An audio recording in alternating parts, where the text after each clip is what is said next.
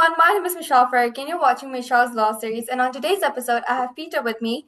He is the partner at the Legal Playbook. It's an honor for me to have you, Peter. We will be asking you Yeah, five it's a short pleasure. questions. Pleasure is yours and mine combined. Thank you.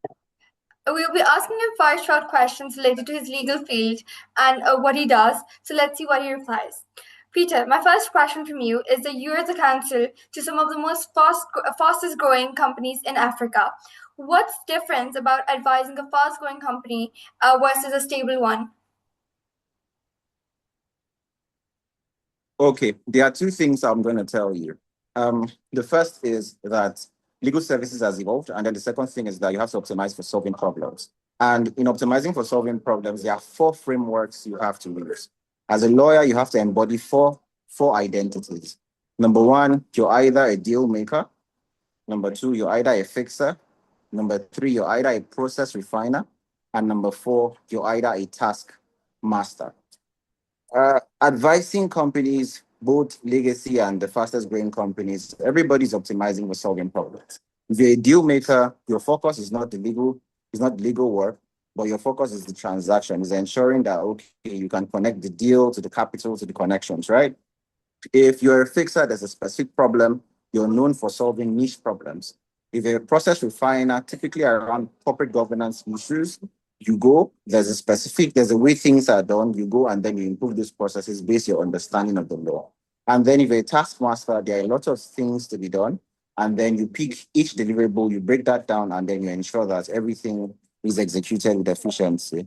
As a lawyer, both advising the fastest growing companies in the world and also legacy companies, I typically find that these are the identities that I have to embody. So they are similar in these ways, but the difference is for the fastest growing companies, you're moving fast and breaking things. So at every point in time, you have to embody, different personalities all at once.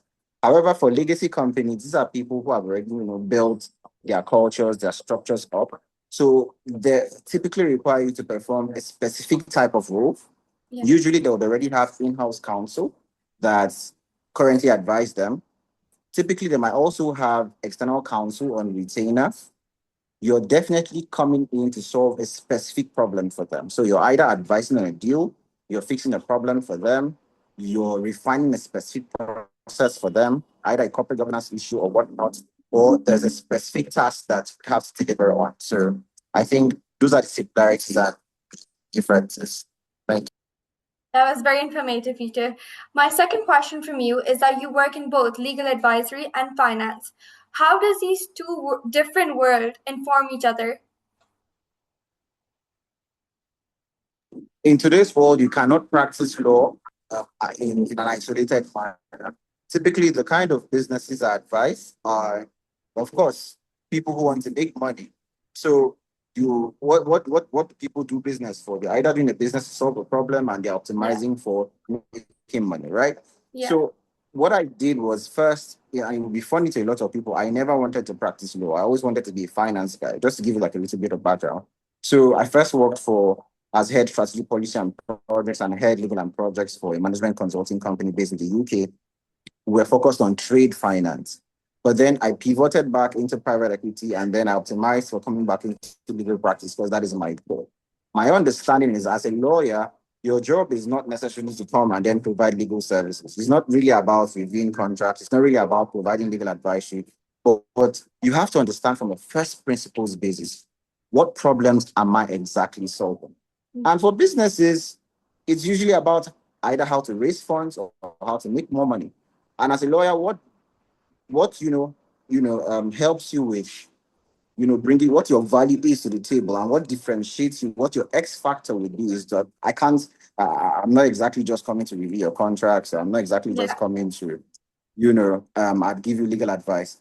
Typically, for people who are industry experts or people who have dedicated their lives to focus on this particular sector, they know the law, they understand the business, they understand the commercials, but they are looking for people, experts, professionals who are able to come in beyond provision of their core services. They have this X factor to be able to exercise commercial judgment. So that's why I was able to connect both the provision of legal services and also giving finance related advice. And at the end of the day, it really helps you because when you walk into the room, you're known not just as a lawyer who knows how to review Yeah. contracts or who can solve specific legal problems, but you're invited to the conversation at the point of origination of transactions. So Yeah. it's not really about oh, we have a deal or we have a transaction, come and give us the legal principles or the exceptions that apply. It's really about, hey, the legal playbook, we are thinking of this idea, come into this room, let us be our thinking partner, help us exercise commercial judgment. So at the point of origination of the transaction, you're also able to advise as well, not just as a lawyer, but as a Yeah. partner to the businesses you advise. That's amazing. Working finance and legal and finance together, that's amazing. My third question from you is that you're a World Economic Forum Global Shaper. What does that actually mean and what does that job actually involve? Okay, so the World Economic Forum Global Shapers, or the Global Shapers, is an initiative of the World Economic Forum connecting young leaders between the ages of 18 and 30 to solve pressing problems. And it's not just solving pressing problems, where you have global solutions, but then your global problems, but then you're localizing those solutions. So we are connecting people in politics, people in government, people in policy, people in business, people in finance, in all walks of life to solve the specific problems that, exist within like the different jurisdictions. There are over 150 hubs across the world. And I would also advise you to join. What we do is we have structures in each jurisdiction and we pick like a specific problem based on the World Economic Forum agenda, and then we try as much as possible to, contribute to solving those problems. So at the end of the day, what the Global Shapers does is it optimizes for impact. And it does that by bringing brilliant young minds who are excelling in different fields to ensure that we can focus on solving, these specific problems that exist within like our different societies. So that's what it is. I joined 6 years ago. And Right. the reason I joined was because I saw a community of, young, brilliant minds who were beyond excelling in their professional endeavors, were also making out time to, contribute to impacting their society. And of course, it's a community-led model because as an individual, even if you look at the biggest movements, the biggest revolutions, the biggest companies, everything is built around community. So if you have like an infrastructure that, a community infrastructure, then definitely you can not just solve problems, but also scale those solutions as well. So that's what the World Economic Forum Global Shapers does best. And that's why I'm part of it. I would also That's advise people watching this interview to join as well. definitely, that's great. My fourth question from you is that you've lived in Nigeria for 30 years and 6 years in the UK. What is the difference between both of these countries as income in business field? And how do you think they're both different from each other? These countries. Okay, so I mean, I'll talk about the two things. I'll talk about the similarities and then the differences. The UK is more structured in terms of okay, there's already existing infrastructure for businesses to thrive. Whereas in Nigeria, the infrastructure is provided.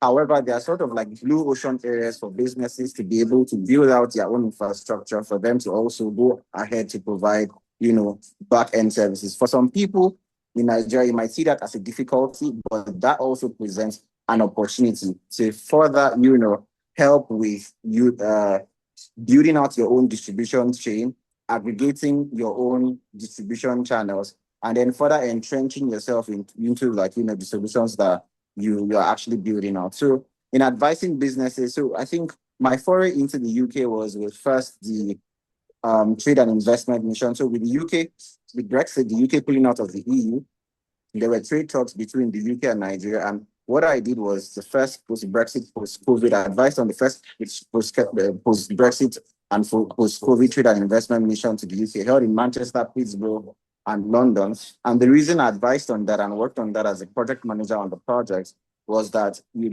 the UK pulling out of the EU, they were looking to renegotiate their trading terms with their different African partners, Nigeria inclusive, but then there were no concrete, trade terms. So what we did was, like I said, connect both, public policy, both public will with private capital. So we got the approval of the president through the Minister of Industry, Trade and Investment. And then we were able to, interface with members of the House of Parliament to discuss, okay, how we could, improve and optimize for, trade and investment between the UK and Nigeria. Of course, there were partnerships, and we've already been able to establish, trading lines between those countries. And I would say that has been, my contribution. And I would also not look at it as different markets, because the world is a global market at the end of the day. Is looking at, okay, what's available, what's the demand here in the UK, what's the demand in the UK, and what sort of supply can we match that with in Nigeria? And what demand do we have here in Nigeria, and what sort of supply can we match that, in the UK? So that is essentially like what we've been able to do. And I hope we've been able to do justice to the question. Definitely. Thank you so much, Peter, for this informative answer. My last question from you is that what is the one piece of advice that you would like to give all the young lawyers entering this legal profession? Okay. There are so many things to say, but I will say two things. Number one, you have to reduce the time between ideation and execution. As a young person, you might think you're young, but the time flies by. So if you have an idea, if you want to go on an internship, if you want to do an application, if you want to, whatever you want to do, whatever idea you have, make sure you reduce the time between ideation and execution. Now, the second thing you have to know is you have to optimize for solving problems. And what kind of problems can you solve? And what kind of person do you need to become for you to solve those problems? I give you an identity of the four lawyers. Either you're a deal maker, a process refiner, a fixer, or a taskmaster.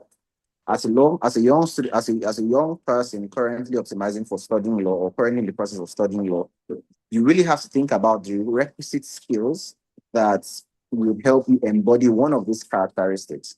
Because the way law functions, or legal services functions today in today's world, you have the advent of artificial intelligence, there's information online, you also have other professionals even being able to, not necessarily provide legal services, but of course, you could have people draft legal documents. It's really not, it's really deep. I think the process of legal service has really been demystified. So the question is, what would be your X factor? What would you be able to contribute when you're invited to meetings, or when you're invited to the table, or when you're invited to certain rooms? That's what you really need to start thinking about now. And beyond that, what you need to do is build three things. You need to learn three very simple skills. Yeah. You need to learn how to write, you need to learn how to speak, and then you also need to learn how to think.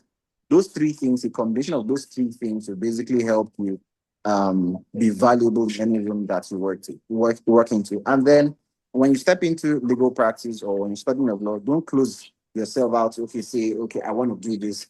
The truth is, you might not have everything, all of the necessary information you might need to make like a specific decision. As a matter of fact, if you're confused, it's a good thing, because it means you have an abundance of options. If you didn't have an abundance of options, you would not be confused. It means there was only one thing before you. But if you're confused, I would advise you to explore, because I would really advise against boxing yourself out early on. There's something that I have done that has helped me. It's by treating your goals as social experiments. So if there's an idea you have, or a specific thing you want to do, instead of treating it as a goal that you want to unilaterally and specifically want to achieve, and then closing other corridors off, just treat all of those things as social experiments, where as you explore, you're able to gather market intelligence, commercial intelligence, more information. So you're able to decide, okay, I enjoy this. This is what I didn't like about this experience. Okay, maybe I should try something else. And this is what I can pick from here. And in a way, as a law student, you're an artist. So you're picking from one place and applying that experience from one place in another place. As you will see, how do ideas form? Ideas form an idea is basically a combination of two different things. Say you want to paint two existing ideas into two existing circumstances into one unique idea. So say you want to paint, an artist, I want to paint a zebra striped rose flower. So I combine the structure of the rose flower and then the patterns of the zebra, right? And then Yeah. eventually we have the zebra striped rose flower, right? So Yeah. that's the same thing. So for you, that would be your X factor. And your X factor can only be born from the experiences that you've been able to get. That's what differentiates you from, okay, yes, we have studied constitutional law, contract, private equity, and all of that. What differentiates you is the experiences, the broad range of experiences you've been able to gather, and based on your own idiosyncrasies, based on your own observations, based on your own passions, based on things you're passionate about and you want to impact in, you combine all of those ideas, and then that gives you like sort of like a holistic identity that you can bring to the market. I think that's how we put it. That's essentially how Yeah. I have done it, and possibly also look at people ahead of you and then try to reverse engineer the Yeah. process. I'm not saying follow them hook, line, and sinker, but Yeah. just try to see what they have done. Okay, this is what this person did at this particular point in time, and then sort of get this, pseudo mentorship Yeah. from their journeys. Try to apply it to yourself and then see where you Definitely. end up. Exactly. Amazing advice. Amazing, amazing advice for all the young lawyers out there, including myself. Thank you so much, Peter, for being a part of Mishal's Law series. It was an honor for me to have you. It's a pleasure. Always a pleasure.